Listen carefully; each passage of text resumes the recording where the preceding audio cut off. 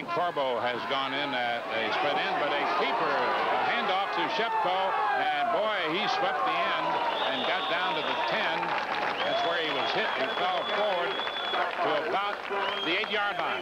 Now they're getting hurt with the option play.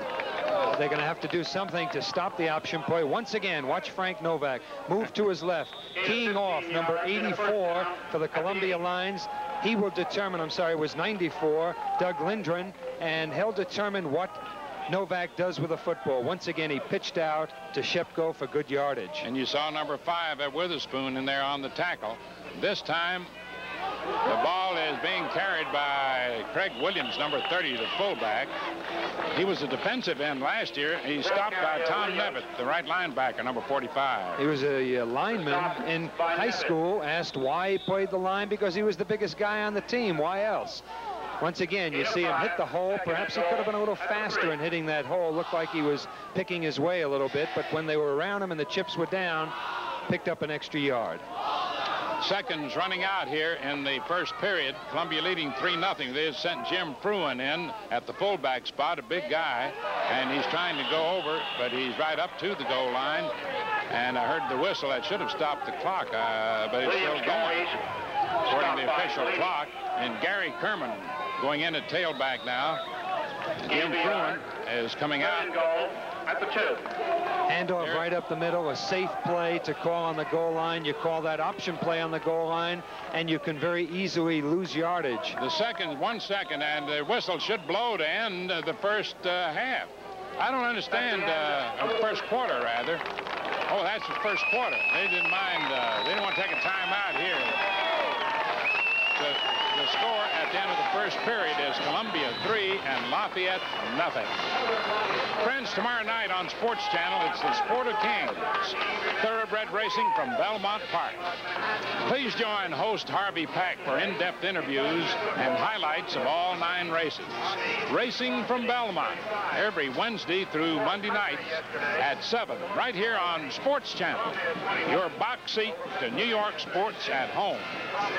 So with the first 15 minutes of play having elapsed, Columbia, who beat Lafayette last year by a score of 6-0, leads 3-0 in this game. Play in this situation. They've got Craig Williams, number 30, and at fullback Gary Kerman, number 24, and Roger Shepko, number 40, and that's Shepko barreling in for the touchdown.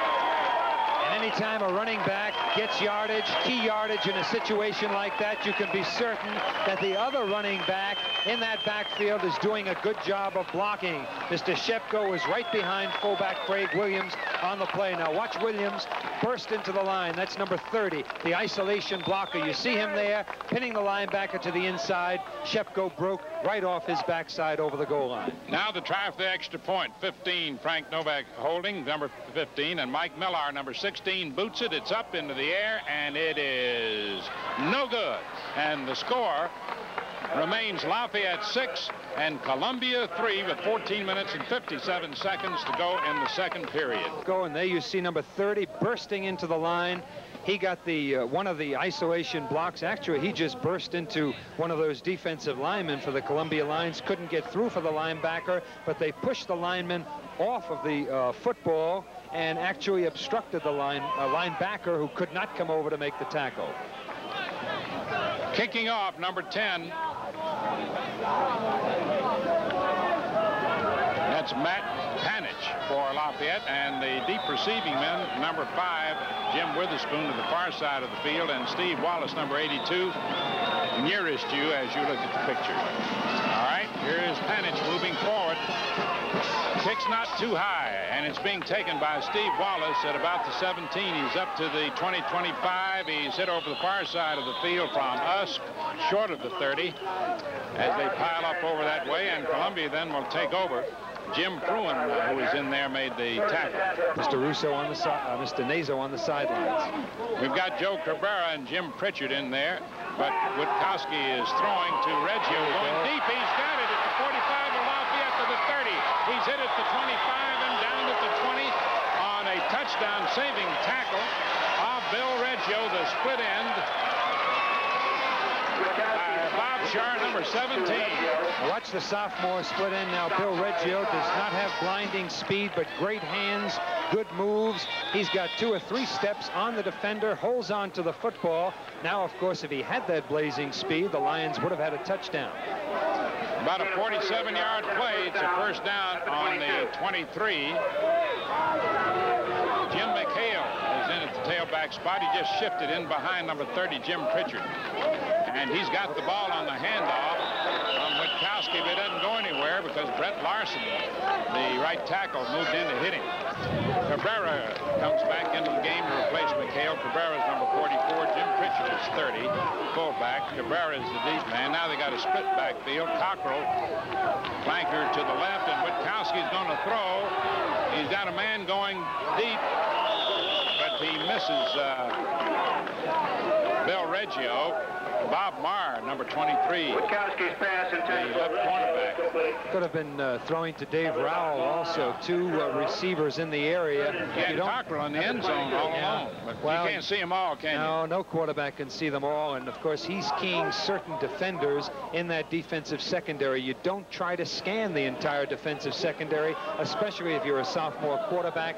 You pick out an area, you key 1, at the most 2 defenders, and try to find the open man that way. Reggio is far to the right, and the pass is incomplete, intended for Dave Rowell. The down situation with Lafayette leading 6-3, the early moments of the second period, and we'll have the try for a field goal by Myro Lovrick, number 9. Scott Bailey, number 12, holding. Here's the kick. It's up, and it is no good. Off to the right. But when you don't have the great offensive lineman, you've got to pass the ball. It's more efficient. Lafayette's ball, and from a pro set, they give it to Craig Williams, number 30, straight up the middle. 1st and 10, the play started on the Lafayette 23. Craig Williams showing a lot of size and strength, but not the quickness that I expected. They say that he runs a 40 in 4.6 seconds, not hitting the hole as fast as he should be. Tom Quinn, number 14, has just gone in at split end. And out of an I formation with 1 man wide left, 1 man wide right. We've got Roger Shepko, their tailback, who runs so well, moving across the 35, almost down to the 40, about the 30, close to the 39-yard line. Doug Lindgren. Watch the block by number 30, Craig Williams. You can see the tail end of it there as he flattened Tom Nevitt, the outstanding inside linebacker for the Columbia Lions. That's what broke Roger Shepko free for a very good game. What did he get on that, Mel? Well, he went from 23 to 39, I'd say, what's that, 16 yards on the play. Williams can block. Al Cognigny, number 21, goes in at a split end, and Novak passes.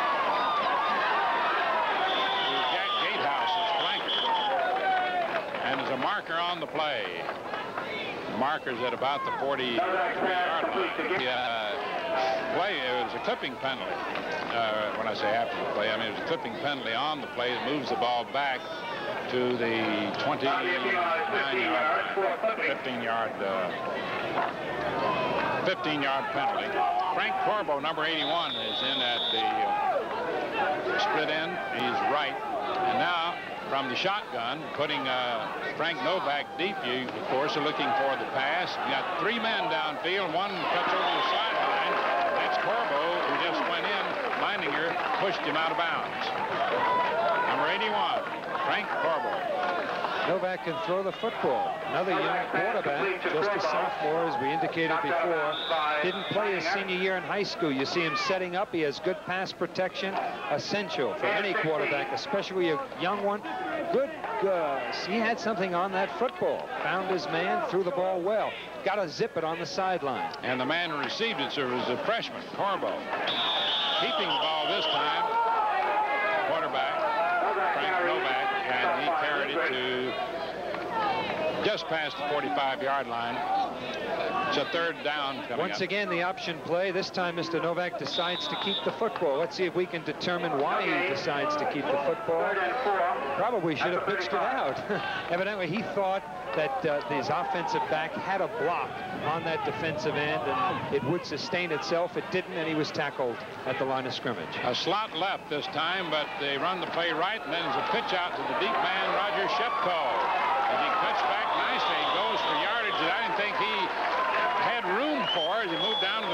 40, Sam. I saw some of that twisting and turning, the flashy type.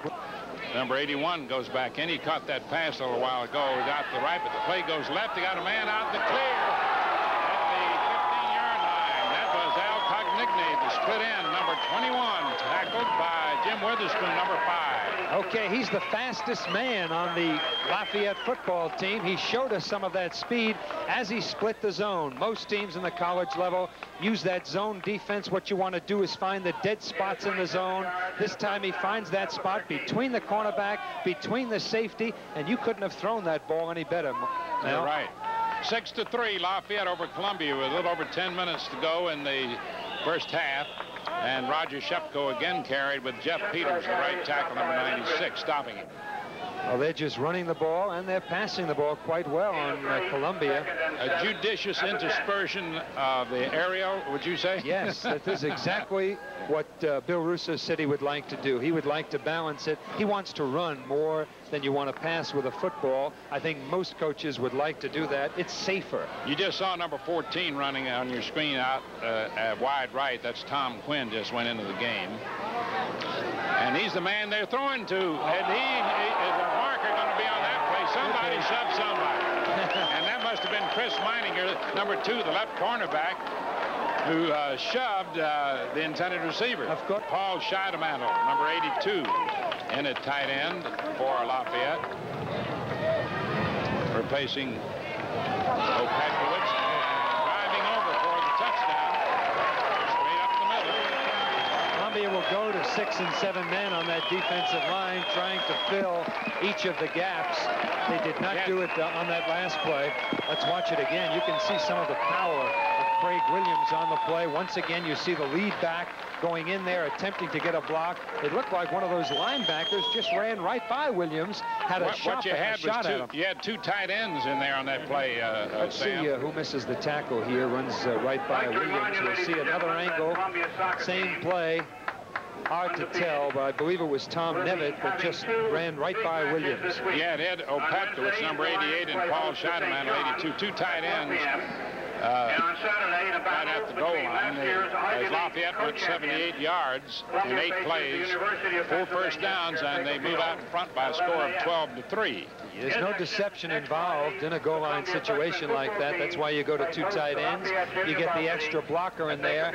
Why pretend? You're not going to pass the football. You're going to run the football. Let's announce it and get the best running formation.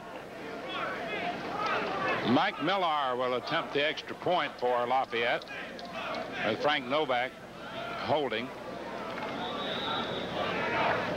Unless they go for 2 points, we'll see here. They might go for 2 points. You've got Quinn out wide to the right. They're going to go for 2, and they do. And it's dropped by Shepko, number 40, with Scavina, number 24, the free safety, covering. Novak's conversion attempt to Shepko. Let's watch this once again. Once again, Frank Novak right on target with the football. The receiver should have held on to it. Gosh, you can't throw it any better than that. Backing up a little bit, it might have made it a little more difficult, but certainly Shepko, a junior, should have had runner today. Lafayette leading by a score of 12-3. We're in the second period with 10 minutes and 5 seconds left to go. Doing the kicking on the kickoff for Lafayette will be Matt Panich, number 10, getting the ball set up there. And the deep receiving men will be number 5, Jim Witherspoon, to the far side, and Steve Wallace, or has Philbin gone in? Philbin now has gone in, number 26. He's over the far side of the field. Panich boots it, and Philbin runs up to get it, but and then they boot it, they fumble it, but it's recovered by Philbin as he and Wallace collided. Somebody didn't yell out there, Sam. I got it. Well, that's what you're supposed to do when you fumble that football, when you don't have possession of it or you can't grab the handle on a kickoff, on a punt, almost any time. Don't try to pick it up. Just fall onto the football, because there's a very good chance if you try to pick it up. Now, let's watch it. Let's see what happens. Does he take his eye off it? Well, perhaps a little bit. It's very hard to ascertain, but again, he made the right move after dropping the football, falling on it. John Witkowski, number 18, has Keith Cockrell out wide to the right in a slot formation. He fakes to his tailback, rolls right, and passes complete to Rowell, number 87, who keeps going past midfield down the Lafayette 45 as he overthrew Pritchard. I thought he was intended for Pritchard, but behind him was number 87. Might very well have been trying to throw to Pritchard. Once again, rolls out. Now, you see he's under pressure, and it's tough for a quarterback to keep his composure in that situation, but he certainly found Dave Rowell. Good pass. Good Keith Cockrell, number 83, is out wide to the right. Bill Reggio, the split end, out to the left, working out of an I formation. The ball is given to deep man Cabrera, number 44, with Jim Pritchard, the fullback, blocking for him, and Roger Thurlow, number 34, the strong safety, making the tackle. Let's take a look at that play again before, Sam. Now watch him roll out. The offensive line sets up, and I don't think they expect him to roll out to his right like that. The blocking looked to be in a pocket, but you see that he had to overthrow or throw over the outstretched arms of those linebackers. Fine play by Witkowski. He overthrew number 32, but he caught 87. Second down and about 7. Play up the middle. Jim Pritchard, number 30, carrying, and Joe Skladany, left linebacker for Lafayette, along with Tony Green, their middle guard, number 64. He's the man that's creating havoc in the middle of that line, Mel. Tony Green is. That time they sent the tackle down to block on him, trying to trap him. They'll do anything to try to slow him up. Actually, it was the guard that was attempting to block down on him, but Green got some penetration. Third down and about 3. Split backfield with McHale and Powell, 22-32. In motion, Reggio from his split end right, and the ball was carried by 32 Powell, the fullback, as you had a misdirection type of play with Ed Wallace, number 54, left end, made the tackle. Yeah, Witkowski, I believe, was carrying the football. It was an option play, and again, he chose not to pitch it out, turned up the field. 12-3 in favor of Lafayette, with 7 minutes and 55 seconds left in the second period. Cabrera and Powell deep. The pass is thrown to Reggio, incomplete. Defending against it, Johnny Byrne, number 31. Mr. Witkowski lucky that time that pass wasn't intercepted by Johnny Byrne, who had good coverage on the play. Toughest thing for a young quarterback to learn is not so much when to throw the football, but when not to throw the football. Man had good coverage here. Reggio does not have the speed to outrun the defender in this instance, and he probably should not have thrown the football, but that's so easy to determine up here, isn't it? Johnny Byrne, by the way, is a transfer to Lafayette from Villanova. This time, carrying the ball is Jim Pritchard, number 30, the fullback, stopped by Ed Wallace for Lafayette. Setting up a third down situation with 7 minutes and 30 seconds left to go in the first half. 12-3 Lafayette. Jim Pritchard has been out injured with a pulled muscle. Hasn't seen much action, or didn't see much action in their first game. He just went out too, and Jim Powell came in to replace him, number 32. Keith Cockrell, number 83, out wide to the right. Reggio, the split end to the left. Split backfield. Witkowski passing to Cockrell, upended at the 21-yard line by Bob Marr, the left cornerback, number 23. That was a quickie, and he was hit as quickly. That's what you want to do. You want to unload it very fast and hope that the receiver can get more yardage on his own. You'll see him look up, does not drop back more than 2-3 steps, throwing to Cockrell as he breaks over the middle. Effective play. It was effective for the Lions last week as Cockrell caught 5 for 70 yards. All right, we'll watch them now. Cockrell out wide to the right again, but this time they give it to Cabrera, and he's hit behind the line of scrimmage. Joe Skladany, number 58, little All-America for Lafayette. His brother Tom played for Ohio State. Is he still kicking for the Lions now? Yes, he's still kicking for the Lions. There are 5 family members going into the uncle stage. They had an All-America for Pitt way back when I was still in school. A lot of Scudanis. McHale and Powell in the backfield now for Columbia. The ball's on the Lafayette 22-yard line. 5 minutes, 50 seconds. Reggio in motion, and the marker goes down. I don't know whether it's too much time. Taken by the Lions to get the play off. They've got the yard line markers on the wrong side of the field today, Sam, the chain. I believe it was too much time, Yeah. and of course that's the one thing that Bob Naso does not want to see, those silly mistakes, the costly errors, the unnecessary penalties that determine the outcome of so many football games. It's a second down coming up. Down remains the same. The ball is on the 29-yard line. That scoreboard's been stuck on a second down thing for a long while, but it'll get straightened out. But I hope they put that chain and the markers over on the other side of the field in the second half. We've got Cabrera, number 44, and Powell. Cabrera, the deep man. They fake to him, and they give it off on reverse to Reggio, number 84, and he's to the 20, down to the 10, and he's going to go all the way for the touchdown. Some fine blocking all the way, set up perfectly, just as they would like to have set it up. I think the key block by Tom McNally, the senior left offensive tackle for Columbia. He peeled back and really caught somebody. Number 84, Bill Reggio. Let's see now. Let's see if we can see number 75, who has the key block. Starts to roll out to his right. Reggio coming around the other way. There's number 75, and there's the key block. I didn't see the number Number of the man 57 is Monteith in there. Some good running by Reggio. He's got some good moves. Smell that goal line. All right. Lubrick with the extra point try, and it is good.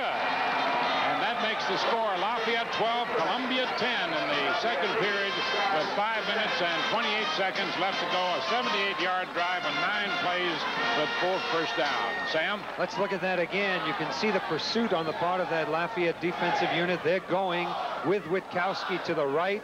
Most of them already out of position. The Columbia, you can see all those people they had lined up, anticipating that the Lafayette people would be coming back, and they chopped them down. Once again, the key block by Tom McNally, a senior tackle. Also the co-captain, honorable mention All-Ivy last year.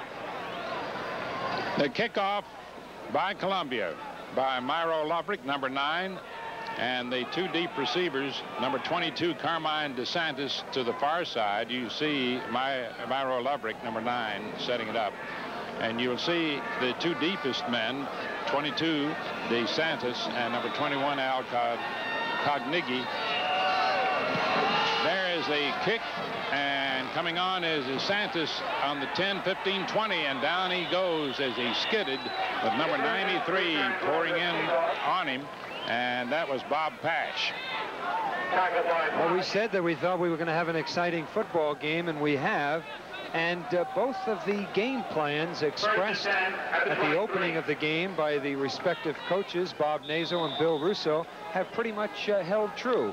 Mel, Columbia has been passing the ball far more often than Lafayette. Lafayette has established that running game that Bill Russo said he wanted to establish. The ball's on the Lafayette 23. The handoff goes to Roger Shepko, stopped by Tom Nevitt, the right linebacker. Fine play by that middle linebacker, the inside linebacker. We mentioned before the Columbia defensive line. That's probably the weakness of the Columbia defense, primarily because of inexperience. They've got 3 new people on that front 4, actually 4. The only holdover, Tim Coleman, the senior or junior left defensive end. You saw number 21 on defense in your picture. He moves up to meet Quinn, who catches that pass, and he's blocked out of Quinn. Oh, he still gets Quinn. How about that? Excellent play. They had the big offensive Ed tackle. Mangiarotti.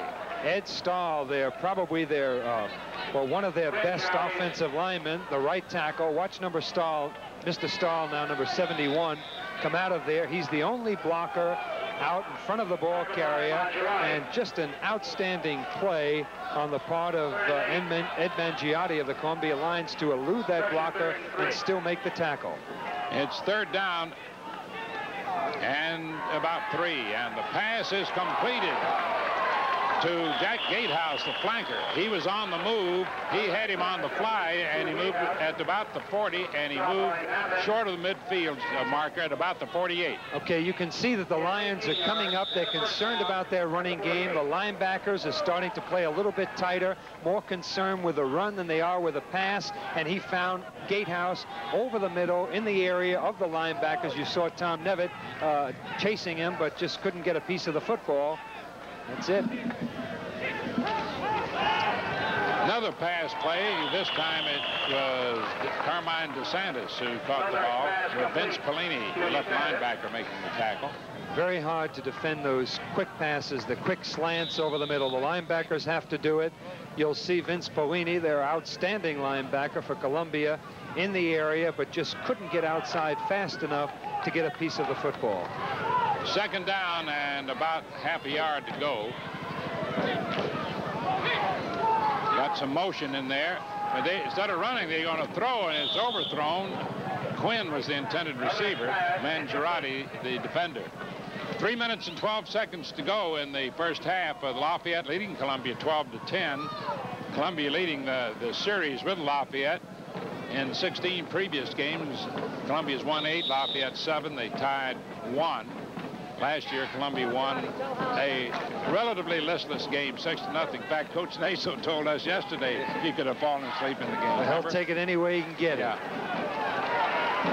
There goes Shepko down to the 30 of Columbia. Ed Mangiotti, number 21, and Vince Pellini, 46, stopped him. You'll see that the Lafayette Leopards run to their right more often than not, and that time you'll also see number 74, Steve Bialy. There he comes, trying to get a block on Mr. Mangiotti, and once again a fine play by Mangiotti. Couldn't quite bring down the ball carrier, but let me tell you, he's doing his job when he could avoid that blocker and still get a piece of the ball carrier. Needed some help. First down, and on a reverse, you've got the flankers, Gatehouse, number 44, carrying.